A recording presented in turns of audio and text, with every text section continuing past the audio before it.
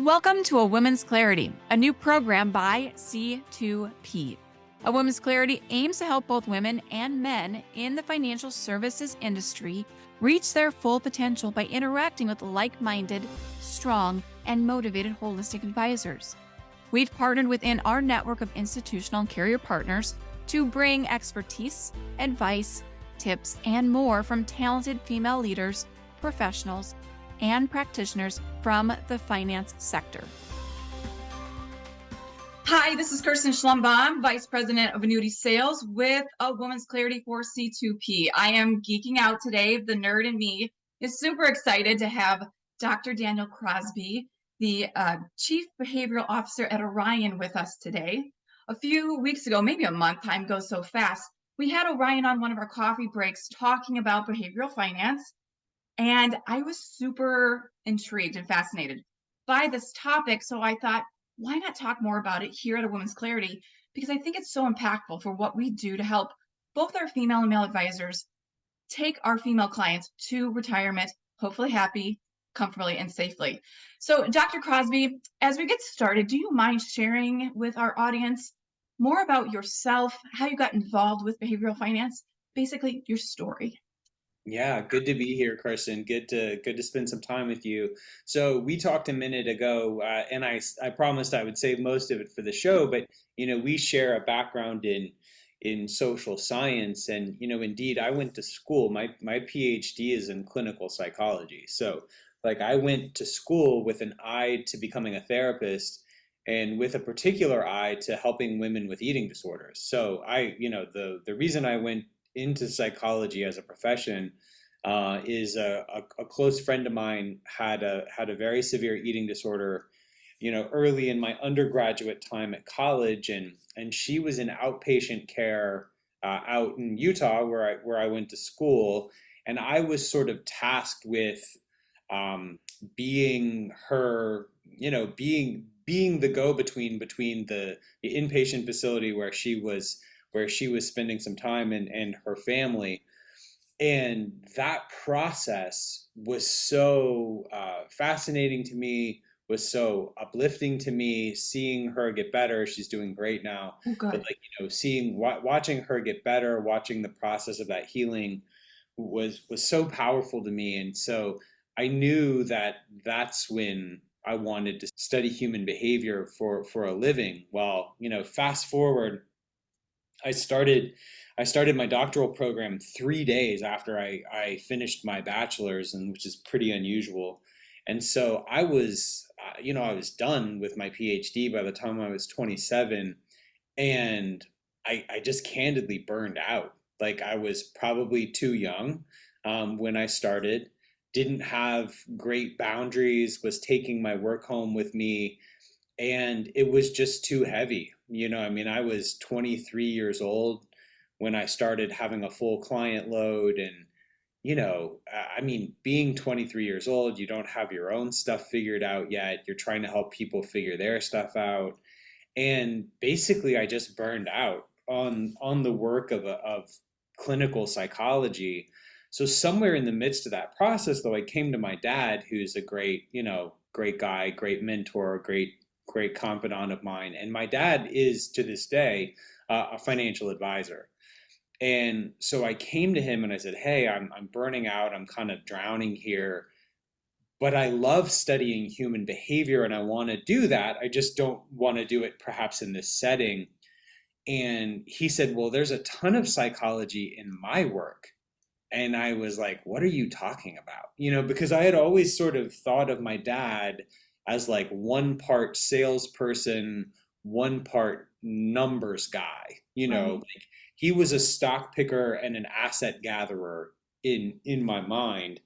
And so that comment, that sort of offhanded comment from my dad, long story short, like, led me down a path to see how much there was psychology in his line of work, and to understand that a lot of the brilliant insights from Nobel Prize winning academic lights were not finding their way to my dad, right? Were not finding their way to the desk of advisors in North Alabama, where I grew up.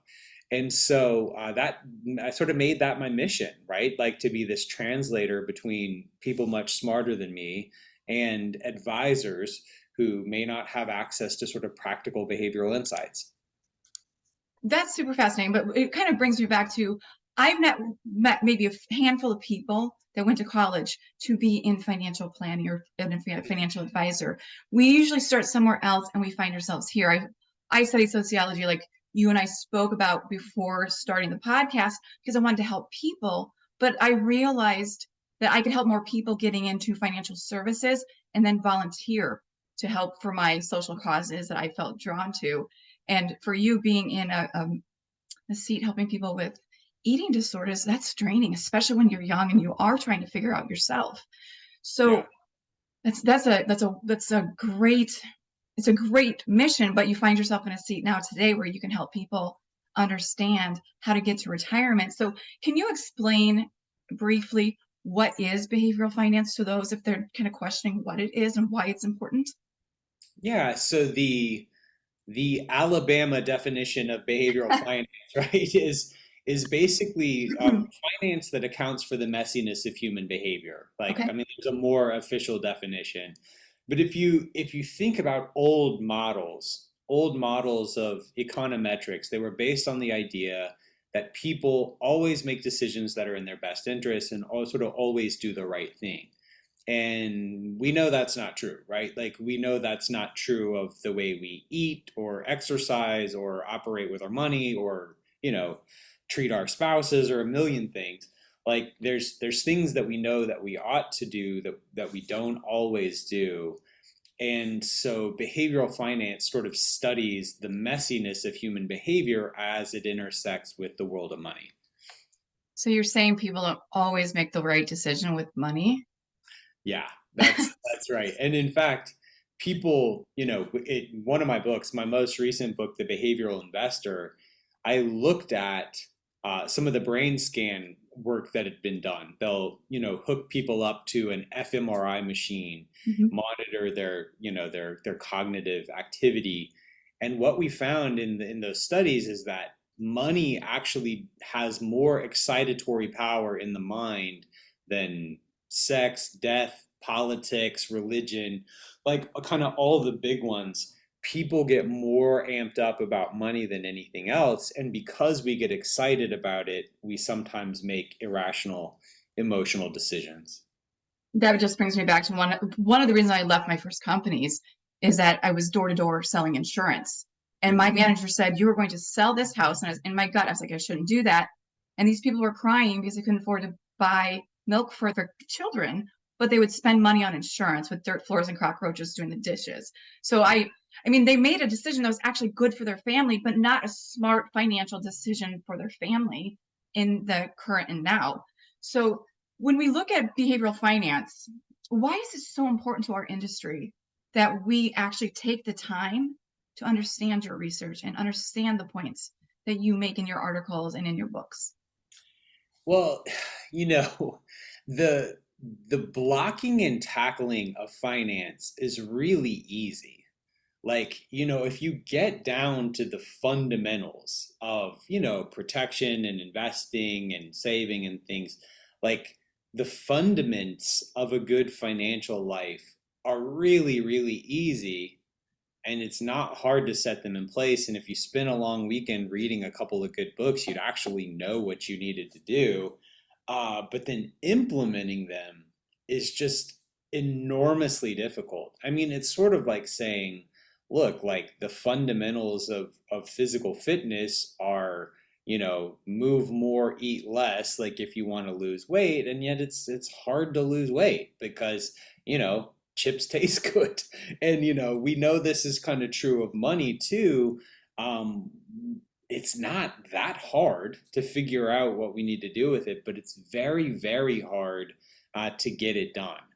And so the reason behavioral finance is so important is because, first of all, it's the piece that's in our power.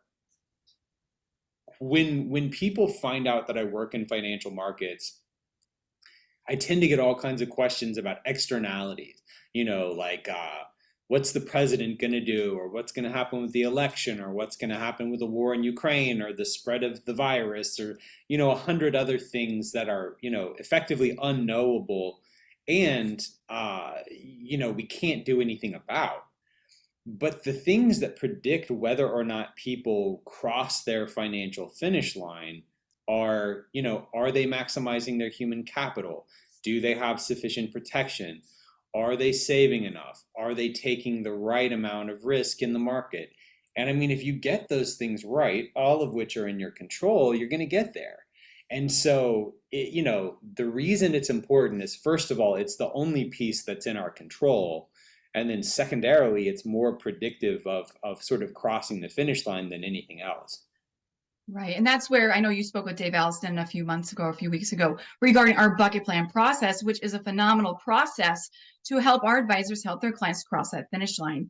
And I love the analogy with physical fitness. It's like, do I want to spend another $200 on a pair of running shoes when I have 7 of them in my closet that I do use, but I don't really need a hot pink pair, so I can put that $200 towards my savings or paying down debt? It's making a choice, but there are many people out there that say, those hot pink running shoes will make me run faster, or I'll look cool when I'm running, instead of following a process to getting to their savings and retirement. So I love the analogy. But with our process, I do feel like behavioral finance falls right into what we do. So can you share a little bit more and talk about the difference between financial decisions that are rational versus that are reasonable? Because I probably am irrational when it comes to running shoes. Yeah, so rationality, rationality in the strictest sense is about maximizing utility, right? So however you want to measure that, right? Like if the utility you're measuring is happiness, that's one way to measure it. If the utility you're measuring, usually we're talking about sort of maximal returns. But I think we got to make this distinction about, things that are rational versus reasonable. And I think as advisors, it's important for us to make this distinction with our clients, because we very seldom make rational decisions, right? I mean, we don't really kind of move through the world in a way where we want to optimize everything, but our financial decisions almost always make sense. So I'll give the example of a friend of mine who came to me and made me look really dumb recently. So he came to me a couple years ago. Good friend. Yeah, no, it was my bad. Like you'll see. I was the one who goofed. He came to me and he's 20 years older than me ish, and he is about to retire. And so he said, "Look, have a look at my portfolio to let me know what you think. I'm about to retire." So I look at his portfolio, 80 something percent of millions of dollars is in a single stock holding. His employer, right? And I was like, oh boy, can't do this, And so I came back to him and said, look, you're way over concentrated. This is a bad idea. Here's some advisors you can talk to who will help you. Here's an allocation you could run by yourself. Either way, you're going to be better off than what you got now. So let me know what you decide. So I see him a couple of months later and I say, hey, did you do what I asked you to do? And he says, no. And I sort of start scolding him. I'm like, what are you doing? Like, you're being dumb, like you're being reckless. Come on, man, you're smarter than this. And we get home from this party where I saw him and I fire off all these, articles about GE Capital and Enron and, all these sort of formerly blue chip companies that tanked. I said, you gotta be smarter than this.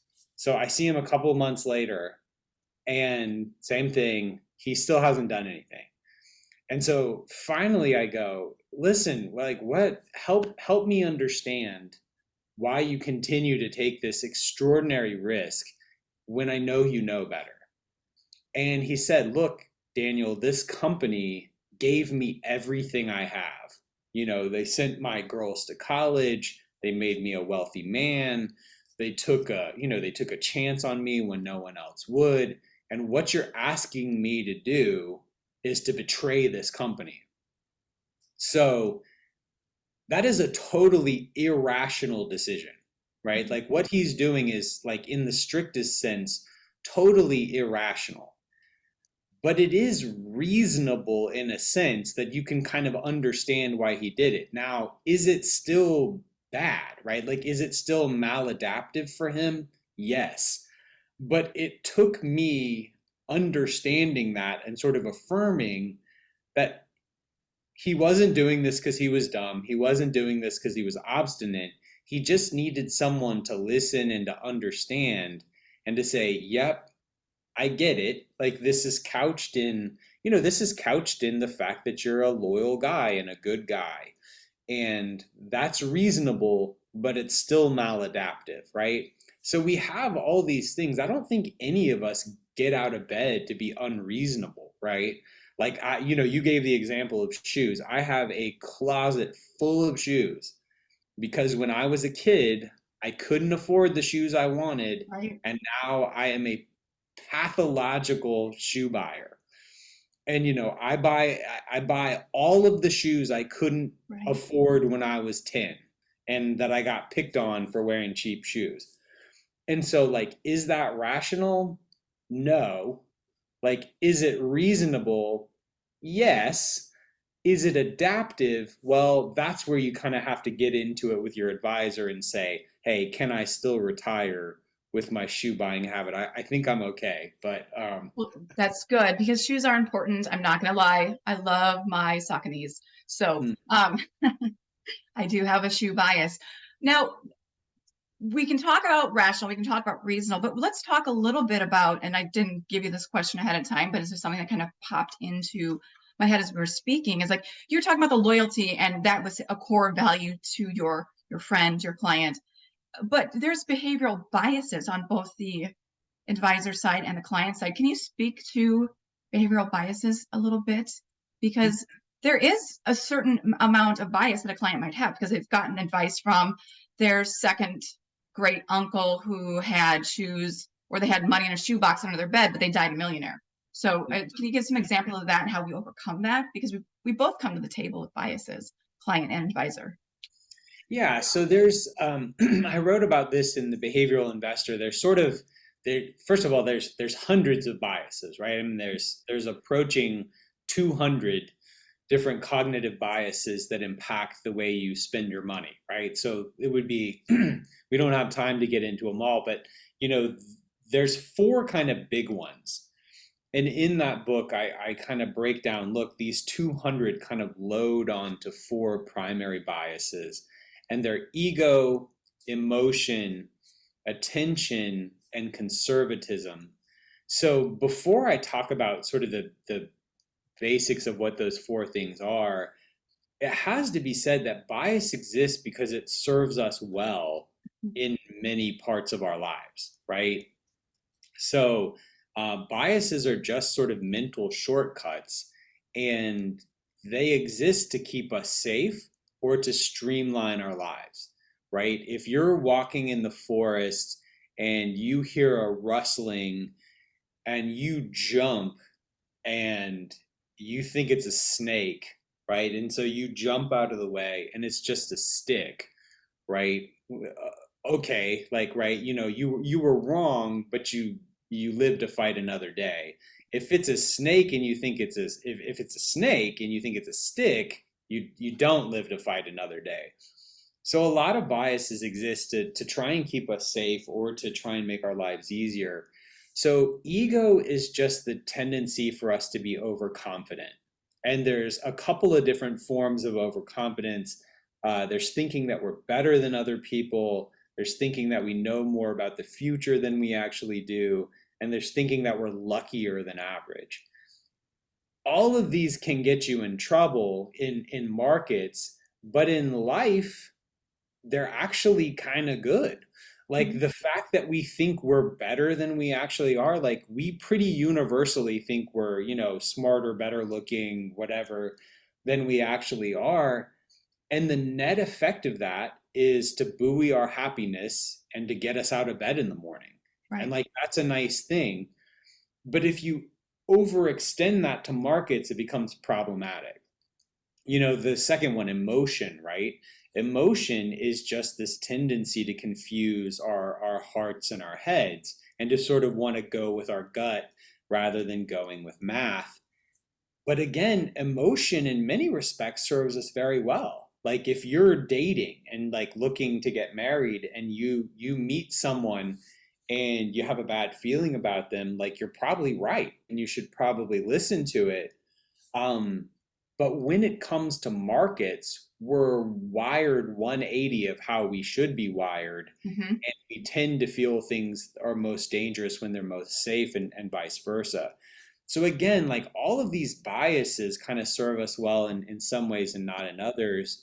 Attention is the tendency for us to confuse things that are loud with things that are likely. So like, a scary news report, watching a crime drama or something on TV, we start to see, boogeymen around every corner. Watching, some markets in turmoil special, we tend to forget that markets drop 10% every year on average, kind of thing. And then the last one is conservatism, which is just our distaste for uncertainty, for loss, for risk. And again, that's a good thing. Like when you're driving, right? It's a good thing to be loss averse and to be risk averse when you're, when you're driving or, when you're operating heavy machinery or something like that. But when you bring it to markets, if you're not careful, it can lead you to stick that cash under your mattress and have a suboptimal outcome. So those are kind of the big four, but they all serve us well or sort of poorly depending on how they're applied. And it's important as a financial advisor or as a financial professional to really understand these and help steer or help your client understand how you develop the plan of action for them to move to retirement, to give them the best of both worlds where they can have their emotional reaction, but you're going to bring the stability to their plan, where they can be a little bit more reactive, but you're bringing the stability to that plan. And when we look at the relationship between an advisor and their client, I think there's a statistic out there that you have worked on or Orion has provided that says that 91% of clients want an advisor who actually listens to them. Is that correct? Yeah, so it's actually an Accenture study that I have made my own Okay. because I've quoted it so much, but it was actually from props to Accenture for actually doing the study. It was an Accenture study of what people are looking for in a relationship with an advisor. And the number one 91% was someone who gets me. And that's a lot of the work that we do at Orion is to try and arm our advisors with the tools and technology to really understand their clients at a deep level. And then number two was someone with whom I share values. So I think it's pretty telling that a lot of what clients are looking for is not the technical stuff, and it's not because the technical stuff doesn't matter. It's just that the technical stuff is easy to vet. Like if I'm looking at three potential advisors, like I can go look at their reviews, I can look at their education, their years of experience, the letters behind their name, designations, and I can go, yeah, this, she's got it or she doesn't. Like in Right. terms of like knowing how to do this job. And after that, it's like, do we click? Like, does she listen? Does she get me? Does she operate from the same ethics that I do? And that's where people I think are most concerned. I think that's a really great segue when we talk about women in finance and we were looking at helping our female and male advisors help more females get to retirement. And over the next several years, there's going to be trillions of dollars rolling over. And with 52% of the population being female, it's important because a lot of times women want to be heard. They want to be educated. They want you to come to the advisor to come to the table that they've set, not one that's been set for them. And I saw a study and it was just on Elevest. It's like 51% of females are worried about their finances on a weekly basis. 43% of females are concerned on a daily basis. And I know that Orion, along with yourself, you've done research in women in finance and financial services and what they're looking for. Do you mind maybe sharing a little bit more about what your research in behavioral finance has shown with women marching to retirement? Yeah, this we could talk about this for a long time. I might geek out here, just heads up. So first of all, let me talk about women as the ultimate behavioral investors because that's kind of my focus. And so when it comes to decision making and behavior and choices, women just dramatically outperform men in both professional and retail or kind of like mom and pop context. So here's some of the stats there. Okay, so women save more.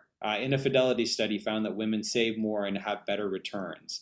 A famous study by Barber and Odine found that women outperform men by just over 1% a year, and that women's outperformance grows in down markets. So they're actually, a lot of the source of that outperformance is by just having lower drawdowns in down markets. Kiplinger found that they do more research before making an investment.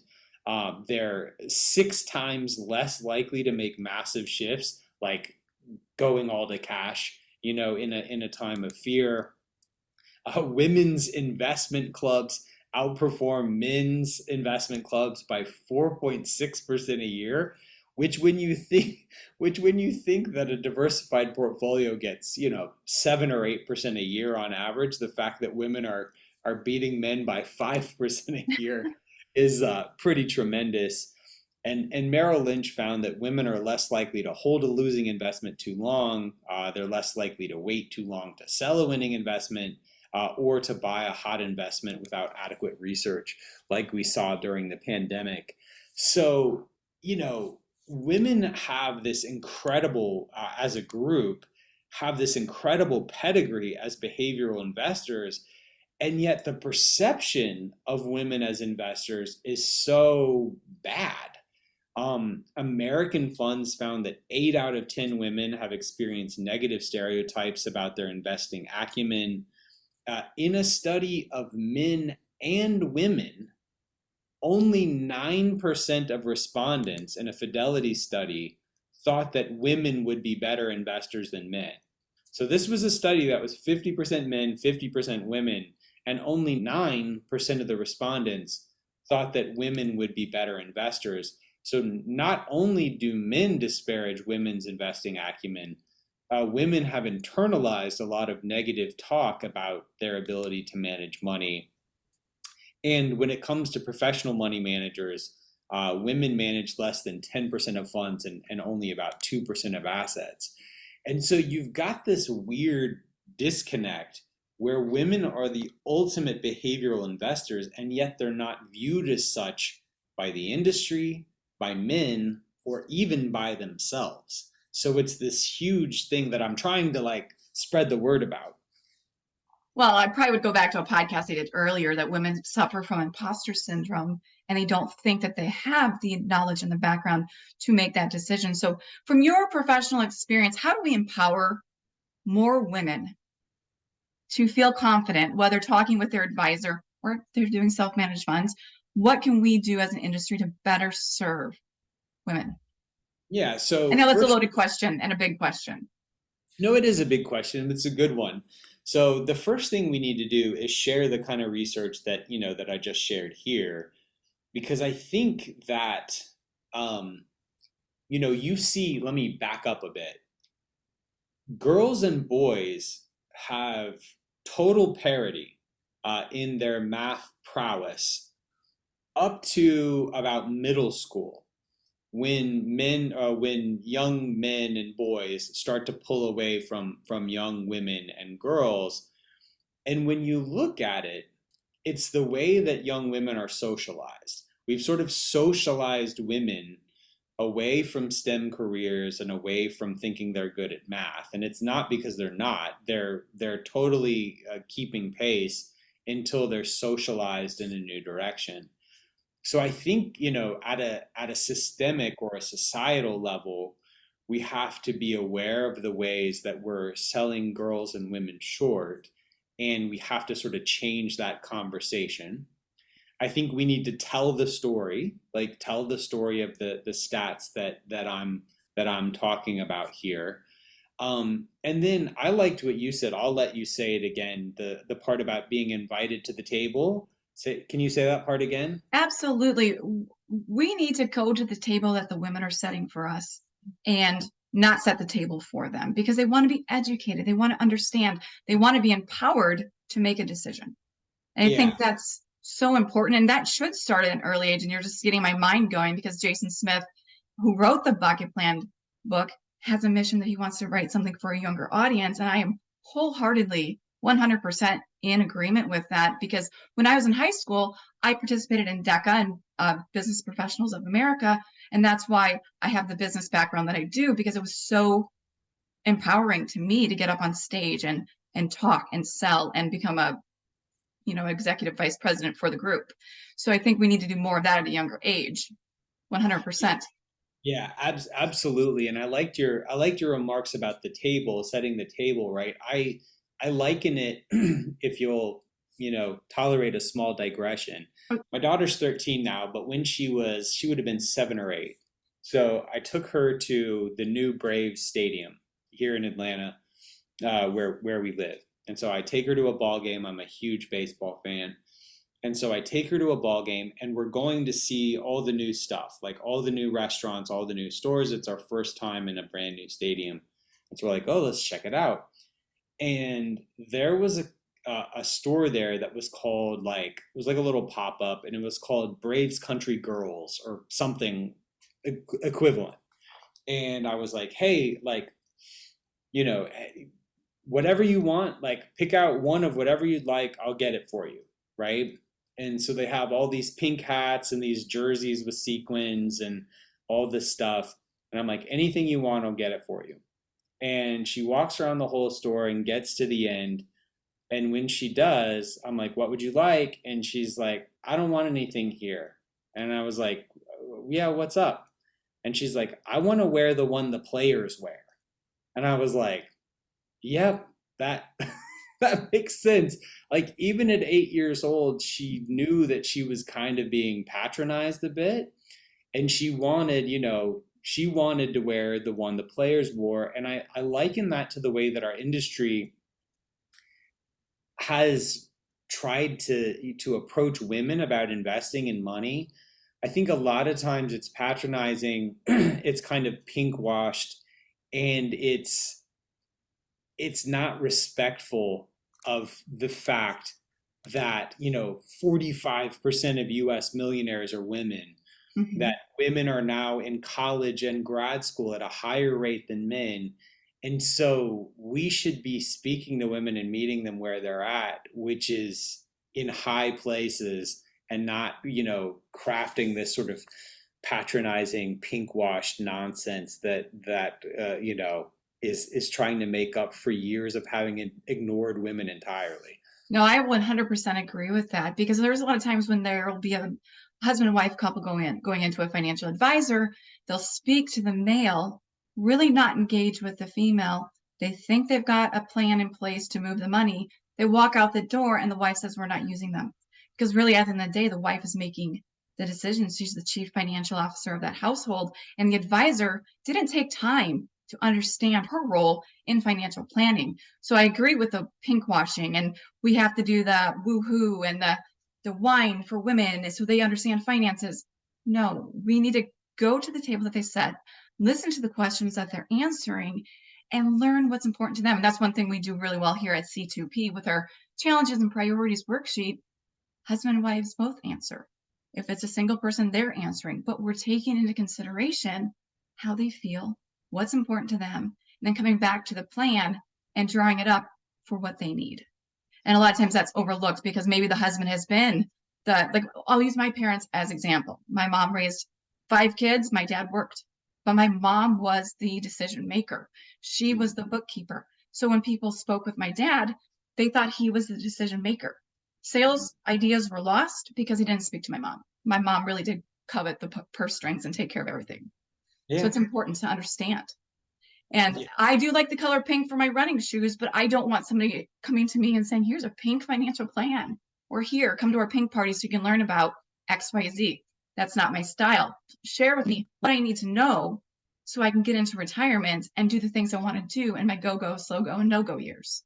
Yeah, yeah, that's exactly right. You know, the stats I'm looking at here are from 8 years ago now. I'm sure it's higher now, but in 2015, 40% of households, the woman was the primary breadwinner, and so our industry has ignored women for so long. And I mean, increasingly, half the time or better, the Mhm. woman is going to be the one who's pulling down more dough, and it's just like we have to take each family as an in of one and try and understand who the CFO spouse and the non CFO spouse is, or if both parties are super interested in Mhm. finance, because the idea that sort of the man makes the money and the woman, is just along for the ride is deeply insulting and antiquated.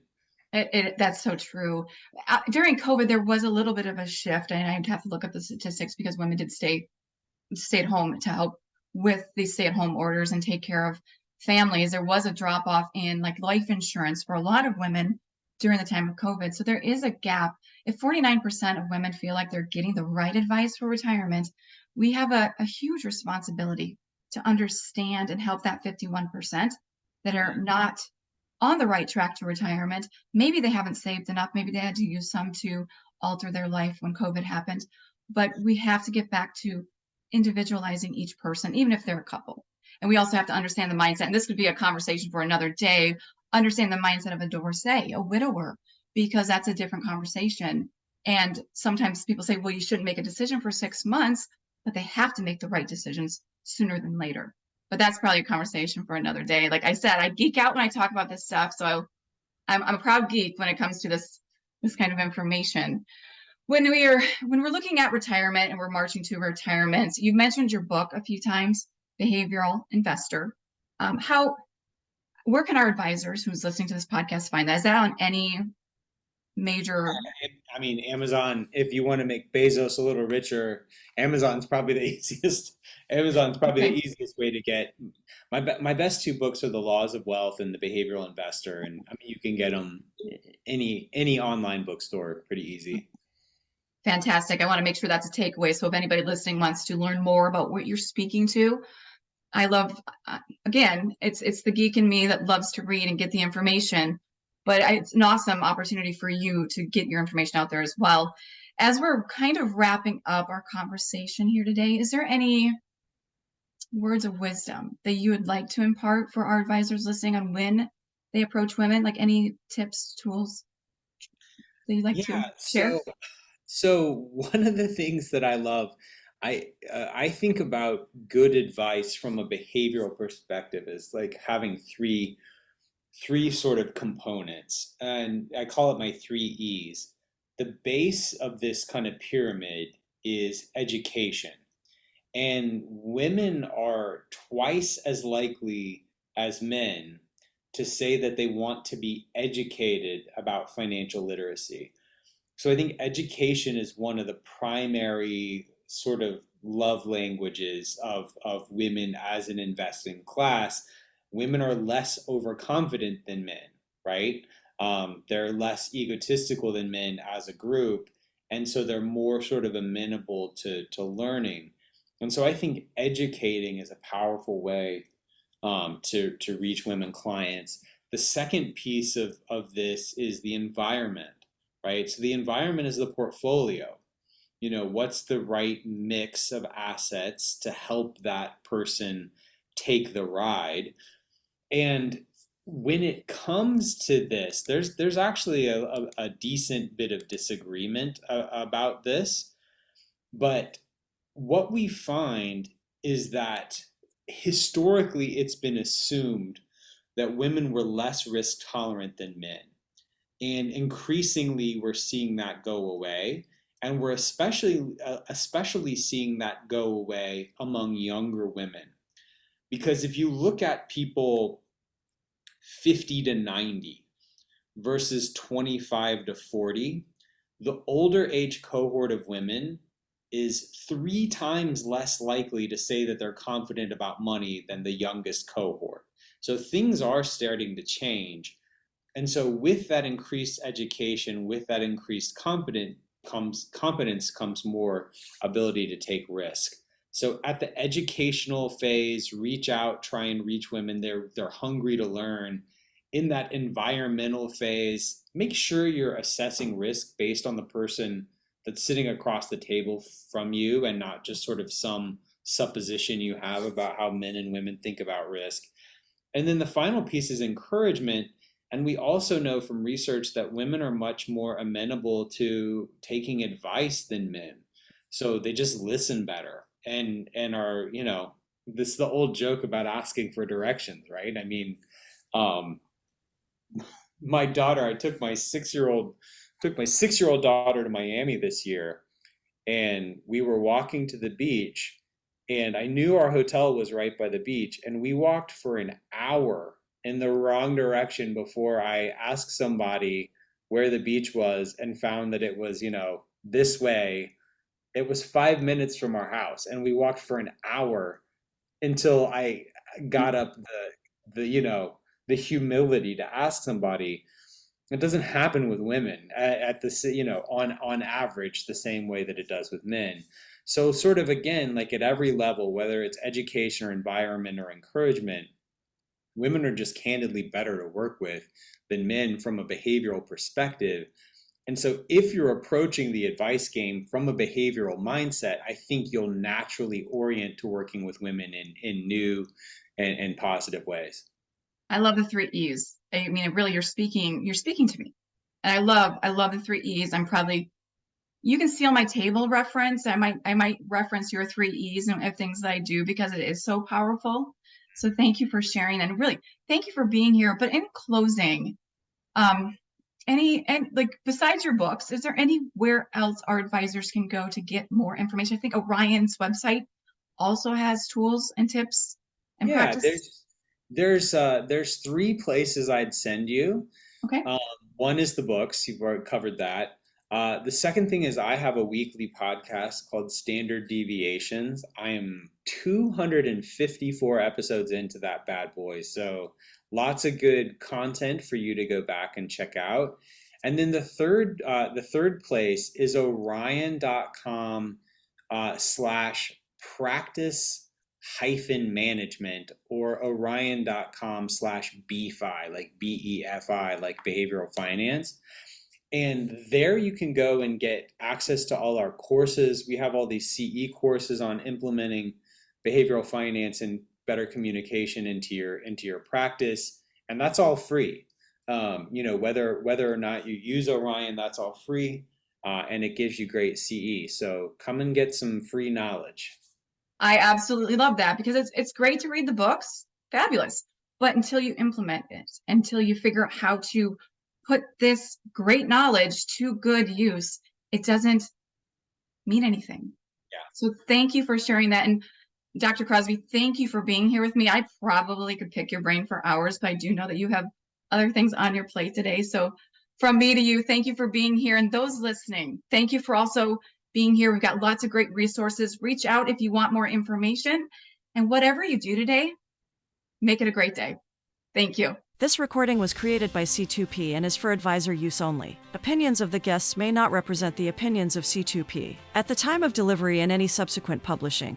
Information was deemed reliable but is subject to change by the time of viewing. The contents of this piece include the opinions and projections of C2P Enterprises, are subject to change, and are for informational purposes only. The information provided in this presentation is not intended to be individual investment, tax, or legal advice.